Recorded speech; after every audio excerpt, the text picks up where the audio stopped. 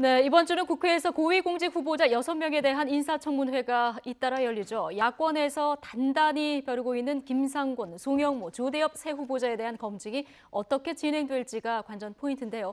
김태현 변호사 그리고 최진봉 성공회대 교수와 함께 관련 이슈 짚어보겠습니다. 두 분 어서 오십시오. 네, 안녕하세요. 안녕하십니까. 자, 인사청문 3라운드가 시작됐습니다. 오늘 국세청장을 시작으로 이제 6명, 이번 주에만 6명 청문회가 진행이 되는 거죠. 그렇죠. 예. 근데 뭐 오늘 국세청장 청문회는 사실 그렇게 크게 논란이 될 사항은 없다고 예. 봐요. 내부에 승진을 한 것이고 또 뭐 야당도 그렇게 심하게 공격할 내용은 별로 없고요. 정책 검증을 할 가능성이 예. 높다고 보여집니다. 몇 가지 논란이 되고 있는 뭐 종교인 과세라든지 이런 부분에 대해서 얘기를 하겠지만 뭐 도덕성 문제나 이런 문제가 크게 논란이 될 가능성은 없어서 오늘 청문회는 그렇게 큰 문제는 없을 것이다. 다만 예. 이제 가장 크게 문제가 되는 게 송영무 국방부 장관 후보자 그리고 조대엽, 김상곤 이 세 명의 후보자에 대해서 야당이 벼르고 있기 때문에 네. 상당히 송곳 검증이 될 것이고 네. 논란이 될 가능성이 있어서 파행으로 갈 가능성도 전혀 배제할 수 없는 상황이라고 볼 수 있겠습니다. 파행으로 갈 수도 있다. 그럴 수 있죠. 예.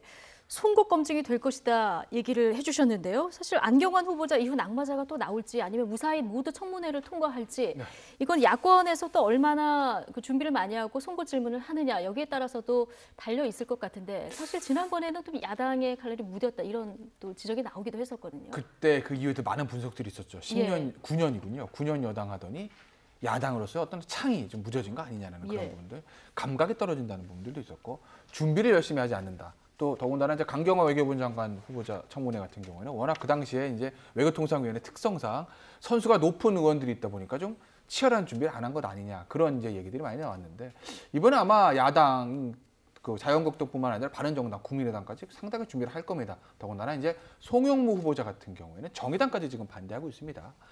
야당들 입장에서는 여기 이제 집중할 수밖에 없는 것이 아마 야당들은 지금 후회하고 있을 수도 있어요. 그러니까 제가 네. 우스갯소리 조금 버텨다 드리면 강경화 장관 후보자 괜히 반대했다 이럴 줄 알았으면 전반적으로 놓고 봤으면 놓고 쫙 봤을 때 강경화 후보자나 김상조 후보자 반대는 사실 지금 보면 괜히 반대한 거나 마찬가지거든요. 예. 지금에 나온 사람들 흠결이 워낙 크니까. 그런데 처음부터 반대를 했기 때문에 지금 뭐 여권 그 문재인 대통령 지지층 입장에서 또는 민주당 쪽에서 야당을 보는 공세가 무조건적인 발목 잡기 아니냐 이런 이제 예. 프레임을 씌우려고 하거든요. 근데 이제 야당 입장에서 보면 그게 아닌 것이고 지난 것은 지난 것이고 지금 세 사람의 흠결이 워낙 더군다나 뭐 이따 다시 얘기 나누겠지만 그 흠결이 단순한 흠결이 아니라 모두 다 직무와 관련된 흠결이라는 네. 거죠. 그렇기 때문에 야당의 공세는 거쳐질 수밖에 없을 것이고 아마 28, 29, 30일 대통령은 외국에 나가 계시지만 국내 정치권은 조금 뜨거워질 것 같습니다. 예, 뭐 야당의 공세 지난번 청문 전국에서는 사실 김희수, 김상조 그리고 강경화 이 K트리오에 집중이 됐었는데요. 자 이번 청문회에서는 김상곤 그리고 송영무, 조대엽 이른바 또 김송조라고 이름이 붙여졌더라고요. 자 이 세 사람에 집중될 것으로 보이는데.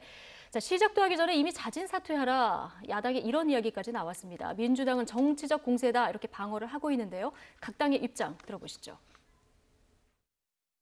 대통령이 약속한 대통합, 대탕평 내각의 고리감은 코드 인사, 직무와 직결된 흠결을 가진 부적격 인사, 국민의 눈높이에도 맞지 않는 자격 미달 인사들로 후보자 스스로 거취를 결단할 것을 줄기차게 촉구하고 있었습니다. 초창기 인사는 다소의 흠결이 있더라도 이 시대에 필요한 개혁의 기수로서 저는 좋은 분들이라고 생각합니다. 여기까지는 인사가 좋았다. 지금 국방부 장관, 노동부 장관 등 이분들은 어떤 의미에서 보면은 청문회 대상이 아니라 수사의 대상입니다. 이런 분들을 청문회로 보낼 게 아니라 마크롱 대통령처럼 빨리 경질해서 새로운 인물을 보내는 것이 효과적이다. 자유한국당을 비롯한 야당들이 인사청문회를 열기도 전에 몇몇 후보자들에 대해 사퇴를 촉구하고 나서는 것은 인사청문회 취지에도 부합하지 않을 뿐더러 국민의 요구와도 배치되는 것입니다. 흠결이 있다면 공식적인 인사청문 과정에서 충분히 밝혀내면 될 것이고 당사자로부터도 그 해명의 기회를 주는 것이 정상적인 청문회 과정일 것입니다. 지금 박지원 전 대표 같은 경우는 송영무 후보와 조대엽 후보자는 청문 대상이 아니라 수사 대상이다. 이런 얘기까지 하네요. 그렇죠. 아무래도 이제 여러 가지 나온 의혹들을 보면 수사를 해야 할 만큼의 문제가 될 소지가 있어요. 물론 예. 이제 의혹이니까 아직 그게 밝혀지지 않아서 뭐라고 얘기할 수는 없겠지만 사실 뭐 그 특정한 업무와 연관해서 돈을 받았거나 아니면 뭐 특혜를 받았다고 하면 또 정관 예우의 모습이 있다고 하면 그건 네. 수사의 대상이 될 수 있지 않겠습니까? 예. 그런 부분이 있기 때문에 그런 논란을 얘기하는 건데 저는 이제 세 분 다 왜 저렇게 세 분을 청와대에서 지명을 했을까를 생각해 보면 사실 세 분이 다 문재인 대통령의 공약이라든지 선거 당시에 가장 지근거리에서 도와줬던 예. 분들이에요. 그러니까 조대엽 후보자 같은 경우 노동 정책을 세웠고요, 김상훈 후보자 교육 정책을 세웠고요, 송영무 후보자도 국방 정책, 국방 개혁에 관련된 여러 가지 정책들, 그러니까 공약집에 들어 있는 문재인 정부의 정책들에서 많은 부분 조언을 했던 분들이고 그 예. 틀을 잡았던 분들이에요. 이 틀을 이 개혁을 가장 잘 추진할 수 있는 그렇죠. 사람. 이제 예. 그런 부분인데 문제는 그 만약 그럼 청와대가 그걸 몰랐을까? 저분들의 의혹에 대해서 지금 얘기하는 그런 의혹을 모르고 그냥 그 어떤 잘할 수 있는 인사로 했다고 하면 뭐 어느 정도 이해는 되지만 만약에 알고 있었음에도 불구하고 그냥 네. 적합한 사람이라고 해서 안 쳤다고 하면 그 자체가 국민들한테는 사실 실망스러운 부분 아니겠습니까? 네. 그러니까 정책적으로 문재인 정부가 추진하는 정책을 잘 입안할 수 있는 분이라고 하더라도 네. 흠결이 많거나 도덕적으로 또는 국민의 관점에서 특히 이번 촛불 정부로 만들어진 정부이기 때문에 도덕적인 검증이 훨씬 높아질 거라는 예상을 했음에도 불구하고 저런 인사들이 만약에 알고 있으면서도 지명을 했다고 하면 네. 사실은 국민적 비난을 피하기가 힘든 상황이라고 볼 수 예. 있겠습니다. 근데 알고 있었을 것이다. 자, 이런 추정을 할 수 있는 보도가 오늘 민주당 핵심 관계자발로 인해서 한 보도가 나왔었거든요. 그렇죠. 오늘 예. 이제 모 조간신문에 민주당 그냥 관계자들과 핵심 관계자가 기자와의 통화에서 얘기를 했다는데 예. 어떤 내용이 보도가 됐냐면 이 송영무 장관 국방부 장관 후보자 같은 경우에는 청와대 쪽에서 이게 검증 과정에서 문제가 발견됐다. 그래서 좀 탈락했다라는 얘기가 당으로 들렸는데 그래서 다른 사람이 될 줄 알았는데 그대로 송영무 장관이 후보자가 임명이 돼서 우리도 굉장히 놀랐다. 우리도 의아했다. 이런 예. 얘기하지 않았습니까? 네. 그러니까 이제 민주당 핵심 관계자 말을 빌려서 청와대에서도 이 사실을 알았다는 거예요. 그런데 왜 임명을 강행했을까라는 그런 측면이 하나 있는 것이고 또 하나는 이 시점에서 민주당 핵심 관계자는 한겨레신문, 경향신문도 아니고 왜 보수 신문에다가 통화를 하면서 그런 얘기를 밝혔을까? 통화를 하다가 그냥 나온 발언일까요? 아니면 어떤 일단 그건 뭐 두 가지일 건데요. 예. 하나는 말씀하신 대로 기자와의 그 핵심 관계자의 개인적인 친분상 통화를 하다가 무의식적으로 나왔을 수도 있고 기자가 뛰어난 취재력이랑 어떤 친분관계 때문에 캐냈을 수도 있는 건데 또 하나의 가능성은 아마 이게 약간 추정을 예. 겉들어서 말씀드리면 민주당 핵심 관계자 측에서 일부러 흘렸을 가능성도 배제할 수는 없어요. 왜냐하면 이건 일종의 청와대에 대한 보이지 않는 압박이라는 건데 지금 민주당 굉장히 힘듭니다. 얼마 전에 우원식 원내대표가 눈물이 보이지 않았습니까? 저는 개인적으로 그 눈물 이해가 갑니다. 왜? 야당은 그냥 반대를 하죠. 그런데 청와대는 강경합니다.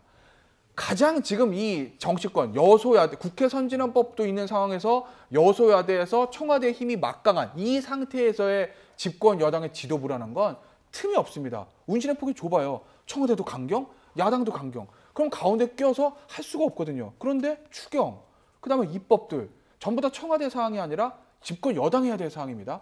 내가 움직일 통로는 많지 않은데 양쪽에서 압박에 들어오면 탈출구를 찾기 마련이죠. 예. 이 와중에서 만약에 송영무 장관 같은 사람을 후보자를 청와대에서 지명 처리한다든지 본인이 자진 사퇴하게 되면 민주당 입장에서 숨통이 튀는 겁니다. 왜냐하면 이 송영무 장관의 의혹들을 여당 국방위원들이 청문회에서 뭐라고 방어를 하겠습니까? 예. 3년에 10억 받는 것도 적게 받았다고 그러겠습니까? 송영무 여당이 후보자의 방어하기도 좀 그렇죠. 힘든 상황이다. 예. 서민은 이해하지 못하는 세계 이 발언에도 뭐라고 해명하겠습니까? 네. 자진 사퇴나 지명 철회가 민주당 입장에서는 다른 청문회 또 추경, 개혁 입법 줄줄이 남아 있는 국회의사 입장에서 숨통을 틔워진다는 거죠. 그런 측면에서 보면 일부러 약간 기자 측에 좀 흘렸을 가능성도 저는 가능성도 있는 배제할 수 없다고 개인적으로 봅니다. 이렇게 보신다. 예, 개인적인 예. 의견입니다. 네. 그런데 뭐 민주당은 그래도 링에는 올려서 검증을 해야 된다. 이런 입장이고요.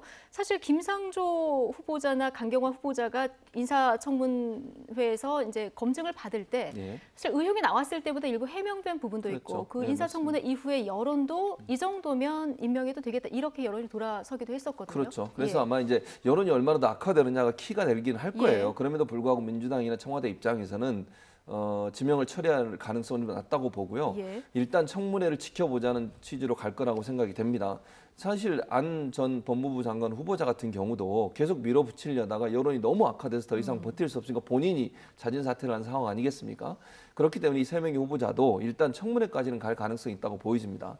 다만 이제 청문회에서 얼마나 해명을 해내느냐, 또 해명된 내용이 국민의 관점에서 받아들일 수 있는 정도의 수준이냐 하는 부분이 논란이 될 거고요. 네. 그 수준이 안 된다고 하면 청문회를 하고 나서도 얼마든지 자진 사퇴할 가능성이 있다고 보여집니다. 그리고 예. 지금 의혹이 나온 거 이외에 오늘 또 새로운 의혹들이 몇 가지가 또 나왔어요. 예. 그렇다고 하면 이 의혹들이 얼마나 잘 해명이 되느냐가 사실은 중요한 어떤 기회가 될 것이고, 만약 해명을 제대로 못했을 경우에는 청와대도 상당히 부담이 될 가능성이 있고, 지금 안경환 후보자였나요? 안경환 법무장관 안경환 후보자요. 법무장 후보자가 사퇴를 하면서 네. 청와대가 일정 부분 타격을 받았지 않습니까? 네. 만약에 또 한 명이 누가 자진 사퇴를 하게 되면 인사검증 문제가 엄청나게 논란이 될 가능성이 있어서 청와대에서 부담스러운 부분이 있다. 그럼에도 네. 불구하고 제대로 청문회 과정 해명이 안 된다면 또 다른 낙마자가 나올 가능성은 저희 배제할 수 없는 상황이라고 볼 수 있겠습니다. 예. 그런데 지금 송영무 후보자 같은 경우는 아까 말씀하신 대로 여당조차 그 고민이 깊을 수밖에 없는 게 지금 정의당도 그렇죠. 반대 입장을 보이고 있는 상황이고요. 박근혜 정부 때 비슷한 의혹을 가진 후보자들이 낙마한 사례가 사실 있었거든요. 박근혜 정부 때 많이 낙마했죠. 예. 고액 자문료. 그러니까 초대 국방부 장관 후보자가 이제 당시 이제 김병관 후보자였는데 제 기억으로 자문료가 2억이었던 걸 알고 있습니다. 예. 물론 김병관 후보자는 그 위장전입 문제도 있었고 뭐 투기 문제도 있었고 여러 가지 이제 세세한 의혹들도 있었는데 뭐 세세한 다른 의혹들이 있는 건 송영무 후보자도 마찬가지 아니겠습니까? 결국 이번 송영무 후보자도 그렇고 김병관 당시 후보자도 그렇고 이 거액의 자문료, 즉 방산 로비스트가 되는 것 아니야? 그 역할을 한 것 아니냐는 그런 의혹에서 자유로울 수 없다는 것이었거든요. 예. 근데 2억이었는데 이 지금 송영무 후보자 같은 경우는 3년에 10억입니다. 네. 1년에 3억이 넘어요. 그리고 그 로펌과의 계약뿐만 아니라 방산업체에서 월 800만 원씩 장려를 받은 것도 있다는 네. 거죠. 그렇기 때문에 이게 액수가 너무나 큰 것이 아니라는 문제도 있는 것이고, 또 하나는 이게 근데 일반적인 액수는 아닙니까? 저는 아니라고 봐요. 아니라고 저는 뭐 보십니까? 예. 그런 걸로 대우를 받아본 적이 없어서 예. 모르겠는데 네. 대형 로펌에서도 월 3천만 원 정도, 예를 들어 고위 법관 출신이 아니라 국방부 장관 후보자라면 사실은 로펌과 직접적인 업무는 없는 겁니다. 그러니까 고위 판사, 고위 검사 출신을 스카웃을 했다. 또 능력 있는 변호사를 스카웃했다. 그렇게 되면 그 사람들에게 어떤 법적인 일을 많이 시킬 수가 있기 때문에 로펌의 업무가 맞지 않습니까? 예. 그러니까 월 3천만 원 줄 수도 있겠죠. 그런데 이 사람은 군 고위 관계자 출신입니다. 군 예. 간부 출신입니다. 무슨 일을 하셨습니까? 라고 물어봤더니 송영무 후보자가 대답이 배경 지식 그리고 배경 용어 지식. 설명. 예. 쉽게 얘기하면 사드는 뭐죠? 사드는 이러이러한 미사일이야. 사드는 왜 달죠? 이래서 다는 거야. 이지스함은 뭐죠? 이지스함은 이러는 거야. 쉽게 말씀드리면 네이버 찾아봐서 알 수 있는 것을 굉장히 전문적으로 가르쳤다 이거거든요. 예. 이걸 한 대가로 월 3천만 원 로펌에서 줬다? 로펌은 자선기관이 아닙니다. 예. 왜 줬겠습니까? 그 부분도 그렇죠. 국민들이 그럼요. 궁금해하는 예. 부분인데 이 부적절한 고액 자문료.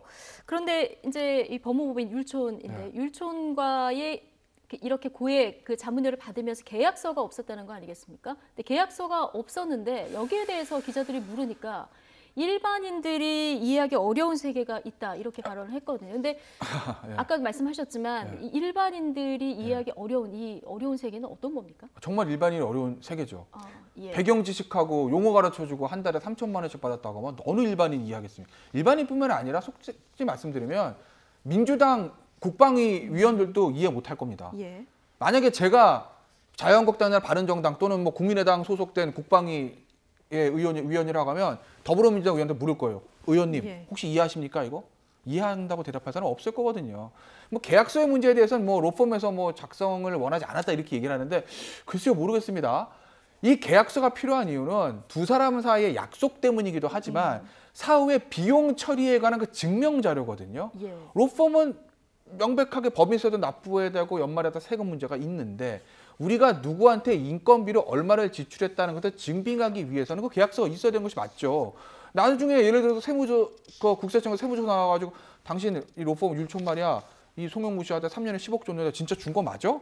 당신 어디로 갔어라고 했을 때 그 계약서가 증빙이 돼야 될 거 아니겠어요? 예. 그렇기 때문에 다른 업체도 아니고 로펌에서 원하지 않아서 관행상 계약서를 작성하지 않았다는 네. 설명은 저는 선뜻 이해가 가지는 않습니다. 예. 자, 김성군 교육부 장관 후보자 지금 뭐 주정처 위반 과태료인가요?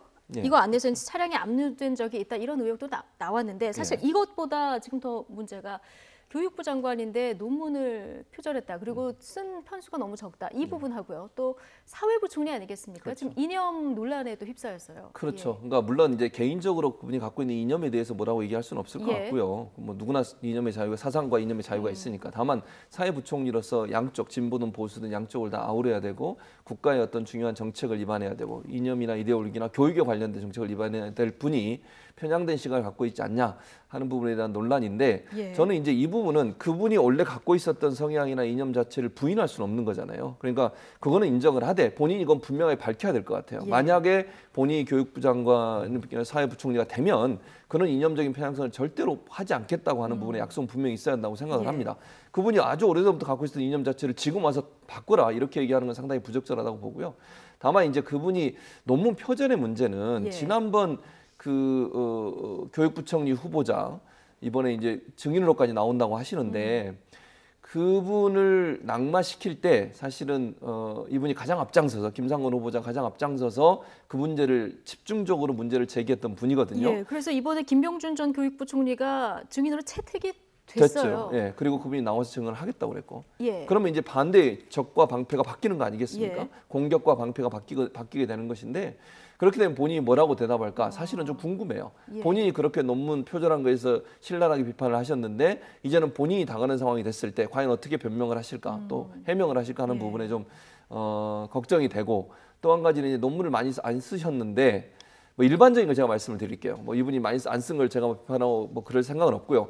일반적으로 대학 교수들은 최소 1년에 한 편 정도의 논문을 써야 됩니다. 교수님이시니까요. 예, 그렇죠. 예. 그리고 그게 학교 평가에 들어가요. 예를 들면 교수가 보통 전임 강사, 조교수, 부교수, 교수로 진급을 하게 돼 있는데 진급하는 예. 과정에 매년 한 편 이상의 논문을 쓰지 않으면 사실은 진급이 좀 어렵거든요. 쓰도록 돼 있습니까? 돼 있죠. 지금 예. 현재. 근데 이제 김상곤 후보자 같은 경우는 예전에 이제 교수를 하셨기 때문에 그때 당시에 룰은 어떻게 되는지 모르겠어요. 예. 그러나 지금 현재 같은 최소 한 편 이상의 논문을 쓰지 않으면 예. 진급 자체가 교수로 진급 자체가 어려운 상황이에요.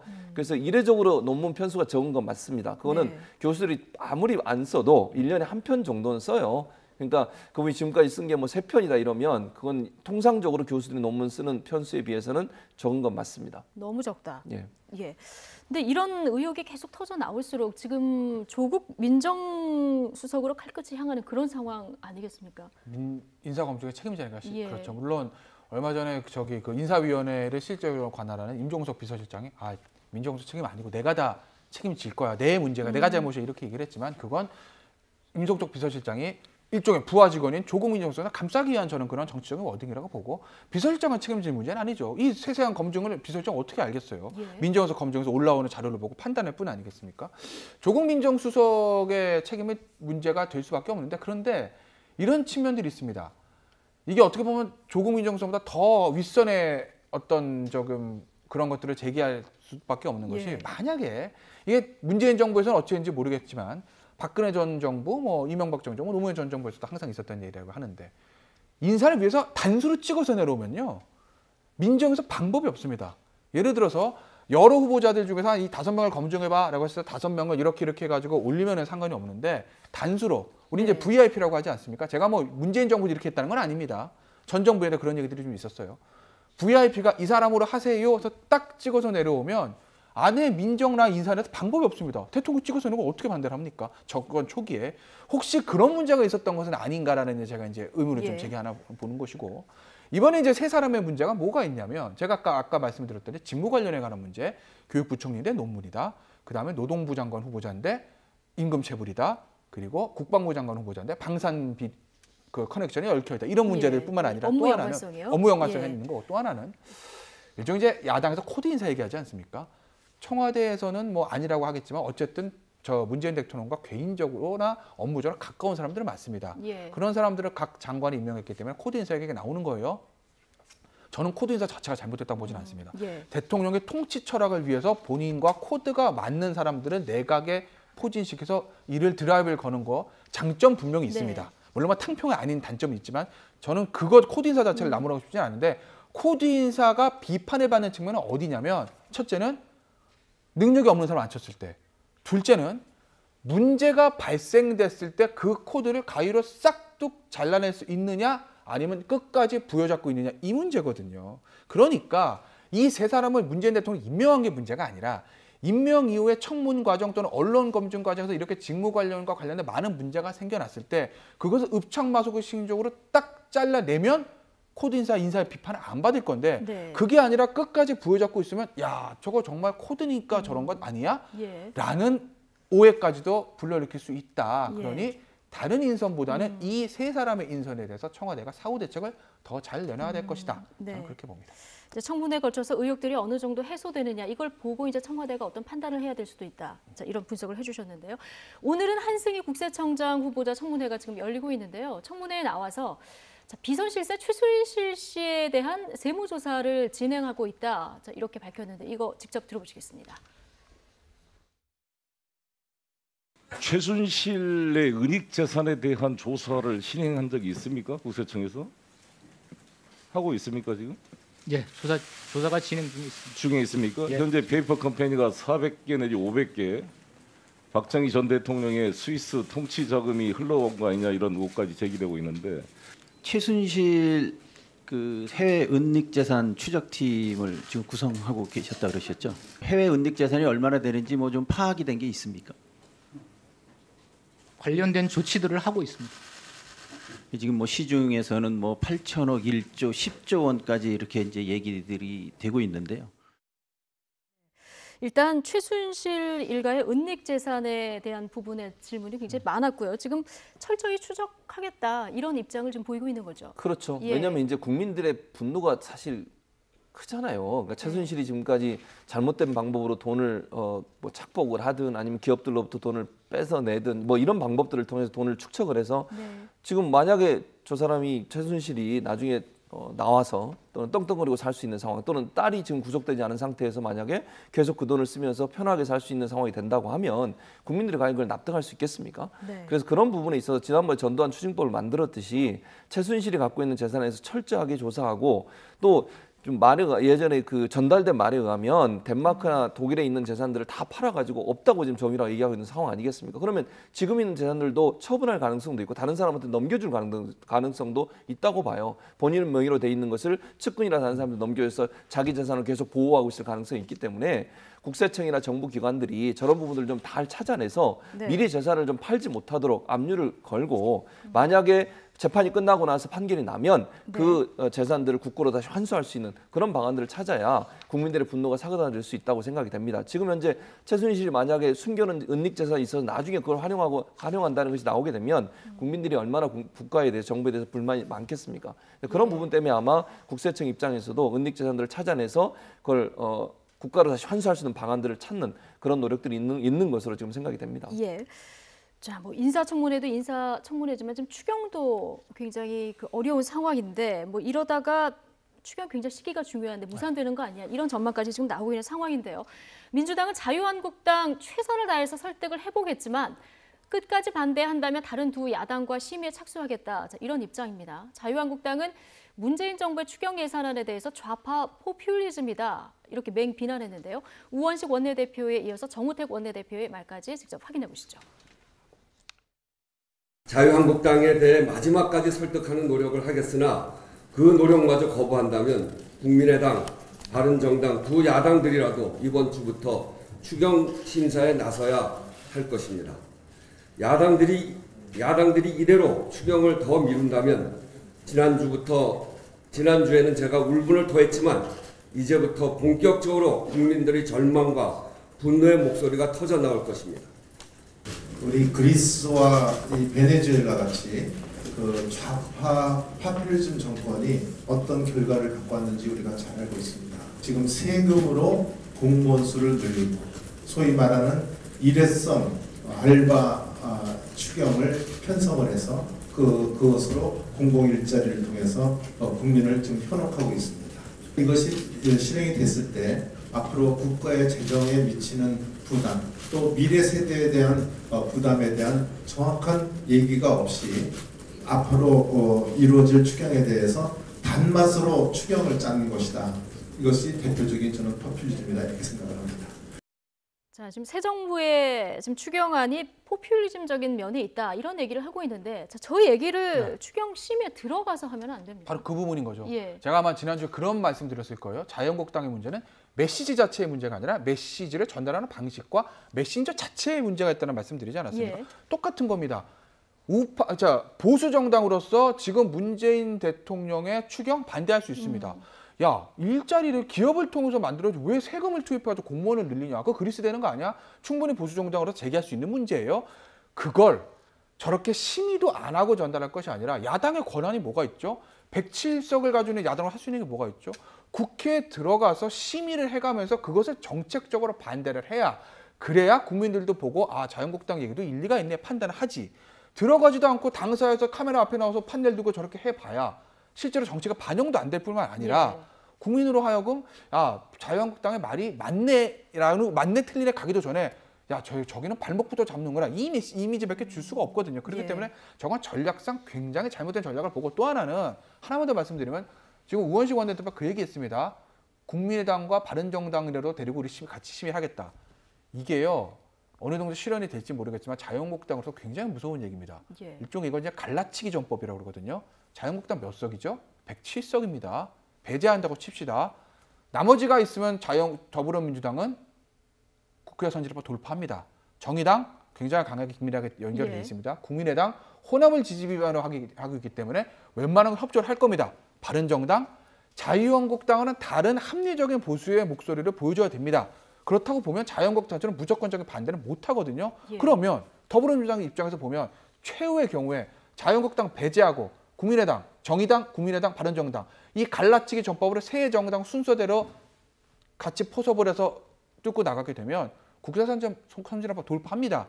자유한국당이 지금 전략의 전환이 필요할 때다. 저는 그렇게 말씀드리고 싶어요. 뭔가 빨리 전환을 그럼요. 해야 된다. 예. 지금 전략대로 해서는 쉽지 않습니다. 예. 민주당은 지금 말씀하신 대로 지금 뭐 안 되면 다른 정당들과만이라도 이 추경 심의를 하겠다 이런 입장인데, 그렇다면 지금 국민의당과 바른정당 입장은 어떨까요? 한번 들어보겠습니다.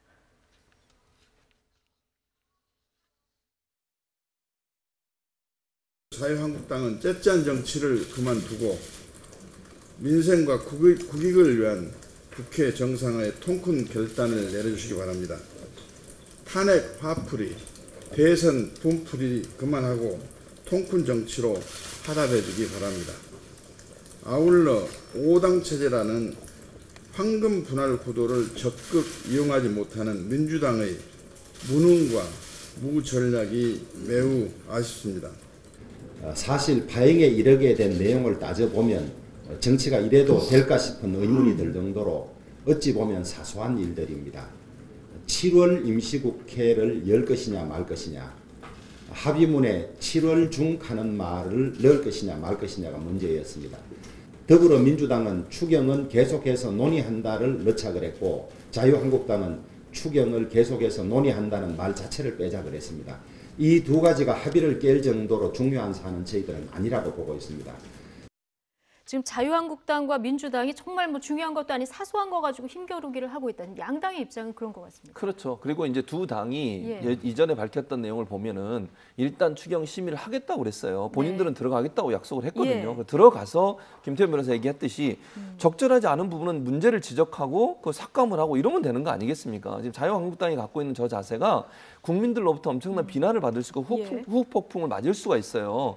지금 발목 잡기 한다고, 지금 정권이 출범한 지 얼마 되지도 않았는데 정치적 이해관계 때문에 발목 잡기 한다는 이미지가 생기게 되면요, 자유한국당 앞으로 어떻게 할 겁니까? 저는 그게 걱정이 되고요. 또 한 가지는 어쨌든 그 일자리 추경에 대해서 많은 젊은이들이나 아니면 국민들은 대부분 동의하고 또 지지해주는 여론들이 훨씬 많은 상태예요. 그렇다고 하면 자유한국당이 정말 정책 대안을 가지고 심의 현장에 들어가서 본인들의 의사를 적극적으로 얘기하고 왜 이게 잘못됐는지를 설득하는 과정이 필요한 거지. 저렇게 처음부터 들어가지 않겠다고 하고 장외에서 저렇게 국민들을 대상으로 해서 설득하려고 하는 시도는요, 제가 볼 때 별로 먹힐 가능성이 낮습니다. 또 아까 김태현 변호사 좋은 지적해줬는데 결국 세 당이 합해서 심의를 시작하고 자유한국당이 따돌림을 당하게 되면 앞으로 모든 정책에서 그럴 가능성이 있어지지 않겠습니까? 그러면은 107석이라고 하는 큰 의석을 갖고 있는 정당으로서 정말 대한정당 보수의 어떤 희망이 되는 정당으로서 역할을 하지 못하는 것이고요. 그 역할 자체를 스스로 포기하는 겁니다. 네. 그래서 저는 자유한국당이 정말 심의에 들어와서 본인들이 생각하고 주장하는 것들을 정책적으로 얘기하고 또 설득하고 이런 과정이 있는 것이 결국 국민으로부터 동의를 얻어내고 지지를 얻어낼 수 있는 방법이라고 생각이 듭니다. 7월에 전당대회 열리는데 새 지도부가 들어오면 좀 입장이 달라질까? 이것도 좀 주목해서 봐야 될 것 같습니다. 자, 국회가 이렇게 꽁꽁 얼어 있는 상황에서 대통령은 이제 미국으로 갑니다. 51일 만에 지금 미국으로 가는 건데요. 지금 아무래도 북핵과 사드 문제가 주 의제가 될 수밖에 없겠죠. 뭐 북핵, 사드, 그다음에 한미 FTA까지 이제 여러 가지 의견들이 의제들이 있는데 아무래도 말씀하신 대로 북핵과 사드 문제에 집중될 수밖에 없는 거죠. 결국 이제 문재인 대통령의 주말에 일정도 취소하고 청와대에 계신다는 걸로 봐서 이제 이 3위 정상회담에 집중을 하고 있는 것 같은데요. 예. 더군다나 지금 국내 언론이라든지 미국 언론에 난 것을 보도를 해보면 조금 사드와 북핵을 가지고 한미 간에 좀 이견이 노출되는 현상들을 보이고 있거든요. 물론 청와대에서 그 이견을 봉합하기 위해서 굉장히 좀 노력하는 모습을 보이긴 합니다만 그래서 이제 한미 정상회담에서 어떤 일이 벌어질 것인가 조금 걱정스러운 눈길을 볼 수는 없는 건데 문제는 가장 중요한 건 첫 번째 회담에서 사드와 북핵에 대한 모든 이견의 합의가 도출되기 쉽지는 않을 겁니다. 다만 이번에 가서 문재인 대통령 무엇을 해야 될 것이냐는 건데 저는 가장 중요한 건 트럼프 대통령과의 신뢰, 즉 한미 동맹이라는 것의 기본적인 신뢰 이것만 확인하고 오면 저는 성공이다. 그렇게 되면 사드와 북핵 같은 것들은 그 부차적인 문제이기 때문에 한미동맹과 두 정상 간의 개인적인 신뢰라는 바탕에서 풀려나갈 수 있는 것들이거든요. 지금 북핵 같은 경우는 사실 해법이 조금 다른 상황 아니겠습니까? 네. 우리는 선북핵 동결 후에 나중에 폐기, 대화하고 나중에 폐기는 2단계고 미국 같은 경우는 지금 압박과 제재로 이제 동결 없이 바로 폐기로 가야 된다 이 입장인데 이게 신뢰가 형성되면 이 부분이 자연스럽게 해결될 거다. 그러니까 북핵을 없애는 거, 폐기하는 거. 우리는 문재인 대통령 2단계법을 얘기하는 거고, 그러니 쉽게 말씀드려 트럼프 대통령 1단계를 얘기한 겁니다. 바로 핵 폐기로 가자. 문재인 대통령은 일단 동결시켜 놓고 급한 것부터 처리해요. 그 다음에 폐기로 가자. 이 어떤 전술, 전략의 두 가지가 차이가 좀 있는 건데 지금 이 문제는 뭐냐면 2단계든 1단계든 문제를 떠나서 미국에서 입장에서 봤을 때 이 한국이 한미동맹이라는 차원에서 북핵을 해결하는 것이 아니라 우리 민족끼리라는 차원에서 독자적인 행보를 걸려라는 거 아니야? 혹시 문재인 노무현 대통령 전 대통령 때 있었던 자주파와 동맹파의 갈등이 다시 시작되는 건 아니야? 한미 동맹보다는 중국에 경사돼 있는 거 아니냐? 이 문제거든요. 그런 의구심 어린 눈길로 우리를 보고 있기 때문에 문제가 안 풀릴 수 있다는 거예요. 그러니 그게 아니다. 이건 나의 전략일 뿐이고 기본적으로 우리의 외교 안보 기조는 한미 동맹을 바탕으로 한다라는 이 가치 동맹으로서의 한미 동맹의 신뢰관계를 일단 확보해 놓고 오면 나머지 문제들은 구체적인 전략의 문제이기 때문에 어느 정도 합의를 볼 가능성은 좀 있다 이렇게 말씀을 드리는 거죠. 그리고 이제 돌발 변수를 꼽자고 하면 역시 사드 문제가 아닐까 싶은데 오늘 보면은 미 상원 의원들이 트럼프 대통령에게 이 사드가 지금 완전히 배치된 건 아니니까요. 완전한 배치를 앞당기는 해법을 찾아달라 이런 주문을 지금 한미 정상회담 전에 했거든요. 그렇죠. 그러니까 이제 상원이나 아니면 의원들 입장에서는 일정 부분 트럼프에 압박을 하는 건데 저는 이것도 이제 아까 신뢰 얘기를 했는데 문재인 대통령과 트럼프 대통령이 만나 신뢰를 쌓는 과정이라고 저도 생각을 하고요. 이 과정의 사드 문제는 제가 볼 때 문재인 대통령이 분명하고 명확하게 얘기할 겁니다. 걱정하지 마라. 사드는 배치된다. 다만 시간의 문제다. 그러니까 미국이 주장하고 있는 그 시기 안에 이루어질지 내가 그 문제는 확답할 수는 없지만 분명히 사드는 배치된다고 하는 확신을 줄 거라고 저는 생각을 해요. 지금 문재인 대통령이 계속 반복적으로 그 얘기를 하고 있지 않습니까? 그 메시지를 계속 전달을 하고 있죠. 다만 그 여러 가지 정황상으로 봤을 때 한미 관계, 한중 관계, 그다음에 국내 여론 이런 문제가 첨예하게 대립되고 있는 상황 아니겠습니까? 지난 주말에 미 대사관을 인간띠로 이렇게 포위하는 행사도 있었잖아요.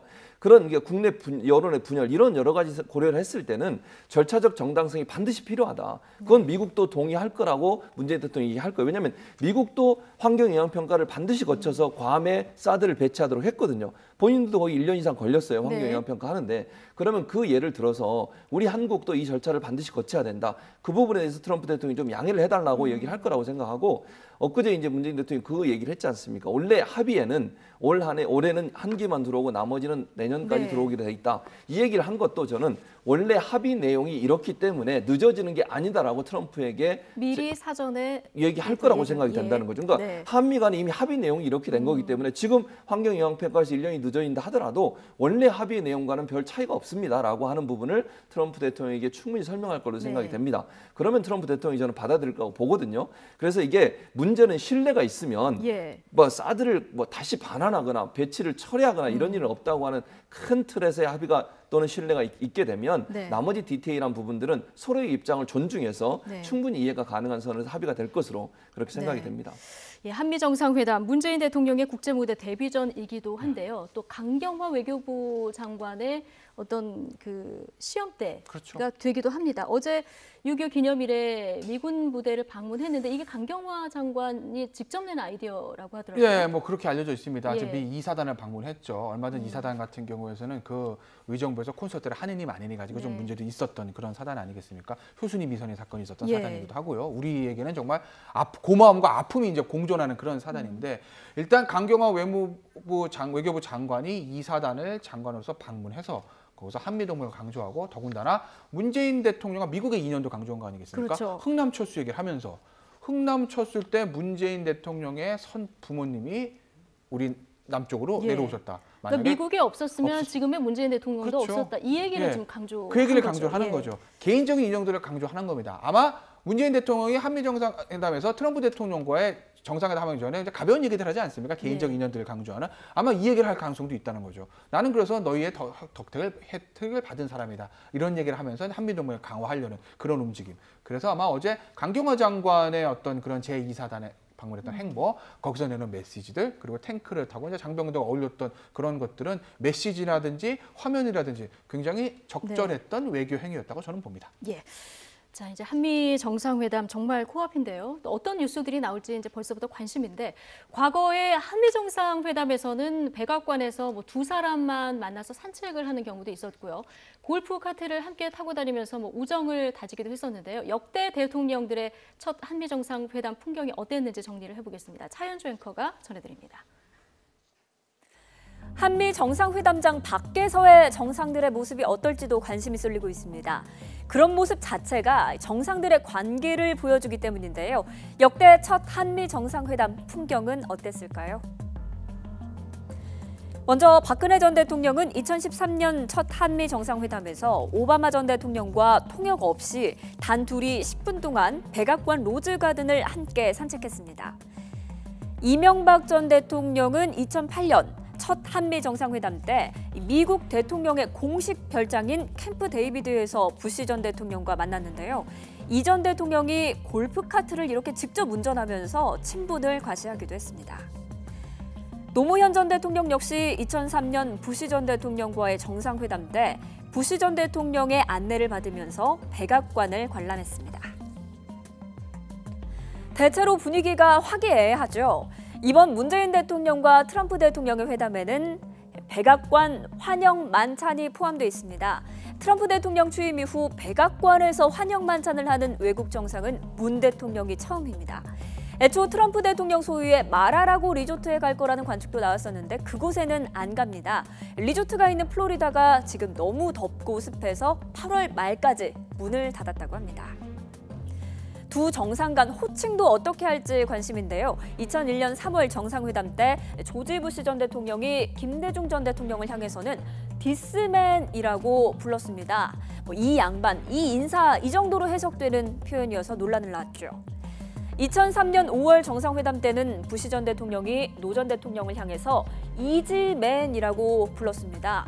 당시 통역은 이야기하기 쉬운 상대라고 전했는데 국내에서는 만만한 상대라고 말한 게 아니냐는 논란도 일었습니다. 반면 부시 전 대통령, 이명박 전 대통령에게는 프렌드라고 부르면서 친근함을 나타냈는데요. 문재인 대통령과 트럼프 대통령 간의 첫 만남에서는 어떤 분위기가 연출될까요?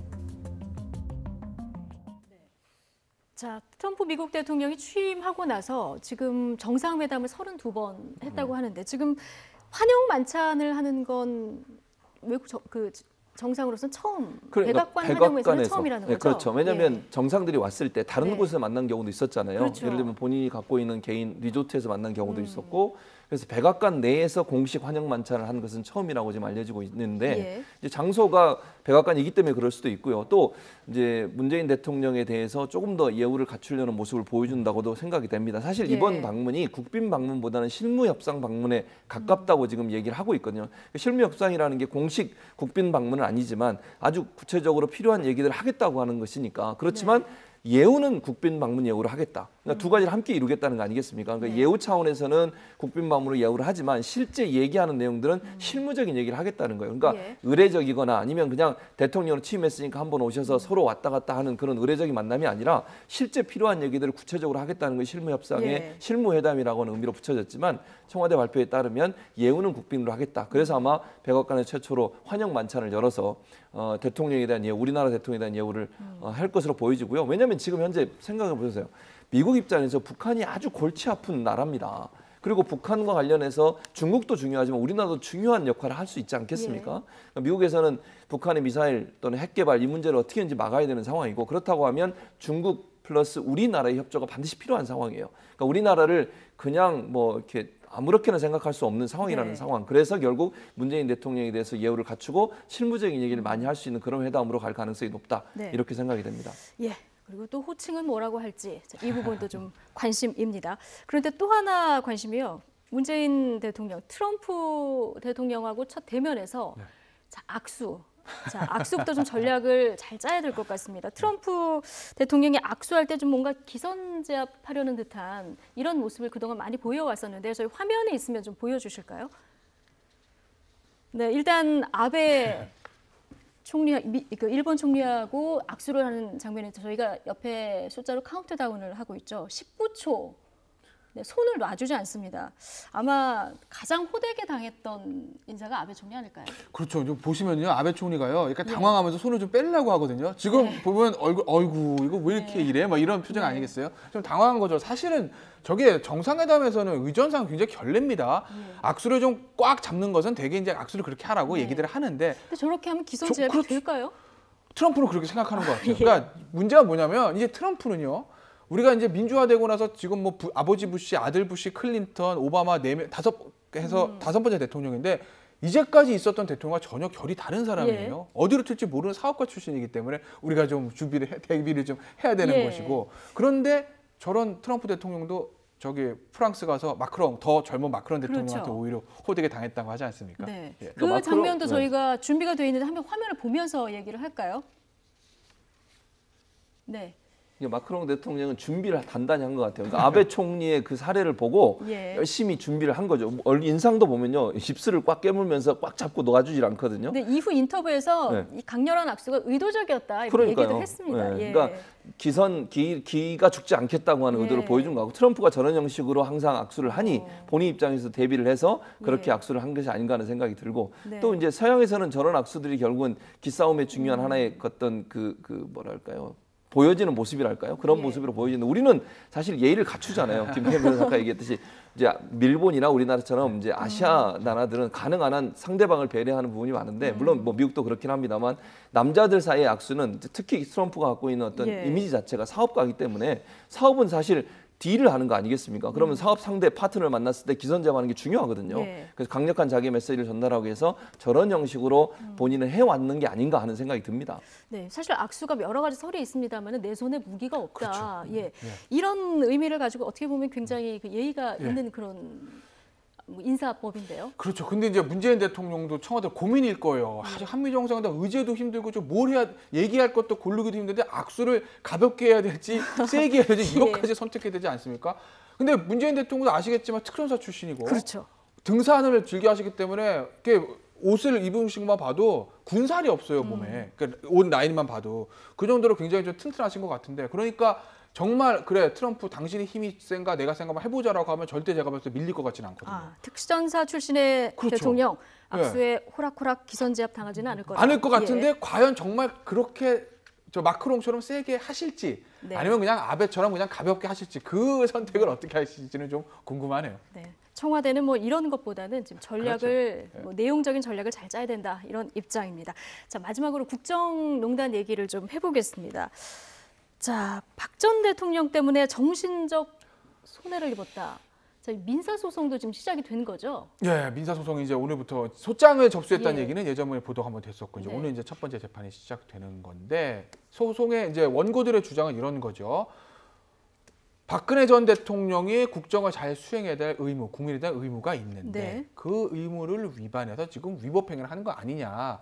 아직 형사재판은 끝나지 않았지만 탄핵이 됐기 때문에 뭔가 국정 운영을 잘못했다라는 거, 법 위반했다는 것은 나오는 건 아니겠냐.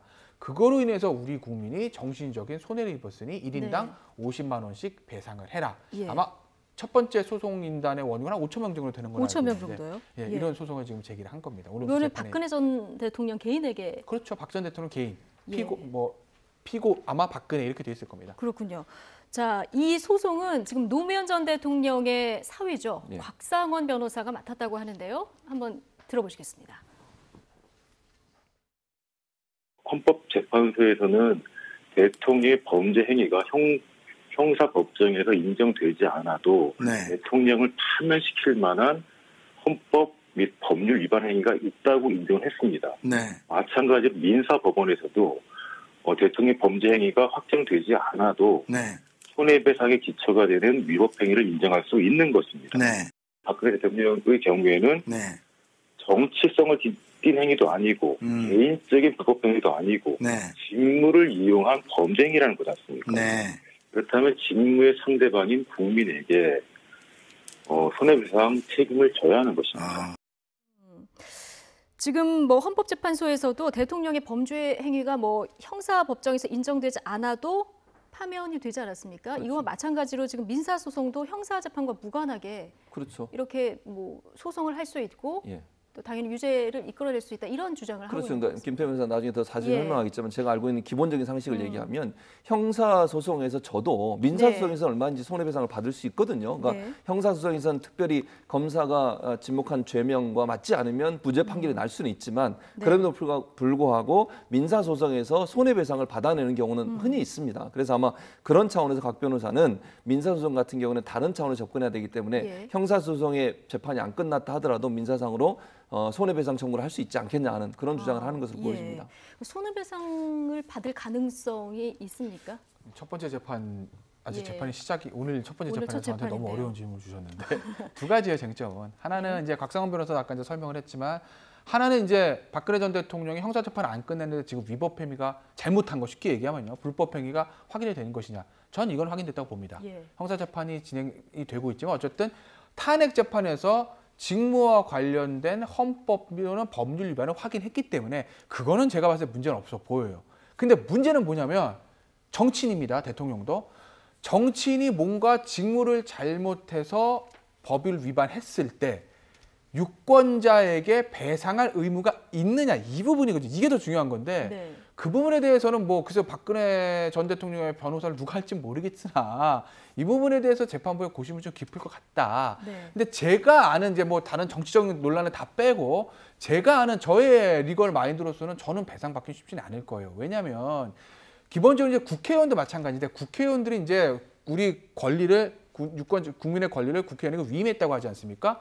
그 위임을 우리가 헌법학에서 뭐라고 하냐면 기속 위임이라고 안 하고 자유 위임이라고 해요. 예. 권리를 위임받은 거지만 나는 유권자에 기속되는 것이나 내 자유로 의정 활동을 한다. 내가 잘못하게 되면 그것은 다음 선거에서 낙선하는 정치적 책임을 지는 것이지 유권자에 대한 법적 책임을 지지는 않는다는 것이 헌법학의 일반적인 예. 견해예요. 그렇다고 보면 대통령의 어떤 정치 행위로서의 잘못은 파면 또는 탄핵에서 파면, 형사재판에서의 어떤 잘못들, 그리고 다음 선거에 뭐 물론 연임은 없지만 네. 낙선 이런 정치적 책임을 지는 것이지 법적인 위자료 배상 책임을 국민에게 진다라고 법원이 판단하기는 저는 쉽지는 않을 것 같습니다. 예, 오늘 첫 재판인데 너무 어려운 질문을 제가 드린 것 같고요.